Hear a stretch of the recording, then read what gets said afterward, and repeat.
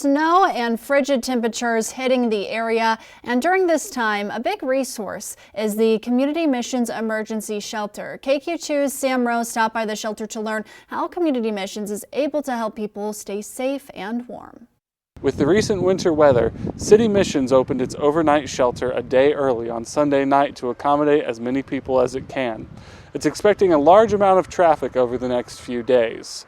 For CEO Rachel Bittaker, it's all about balancing helping as many people as she can and having enough resources to keep the shelter open. The first night that we opened, people may have not known that we were open, so we had about 20, and then we had an increase of about 10, so up to 30. So tonight we're assuming that we'll see more every single night as the word spreads that we're open and available. And so our number one main concern is to get people out of the elements. Bittaker encourages everyone who knows a person struggling with homelessness to use the Community Missions resources. We're open 7 days a week up until the weather kind of breaks. So usually March, the end of March. And so we open at 6 o'clock in the evening. 700 Olive. They can be dropped off anywhere between 6 and 8 o'clock at night. We don't turn anybody away. Community Missions shelters are dry campuses, and those who use the shelter must stay inside until the morning or they will not be let back in. Due to the way the shelter is funded, it is difficult to keep it open for extended periods. When you talk about shelters of any time, shelters are expensive to run.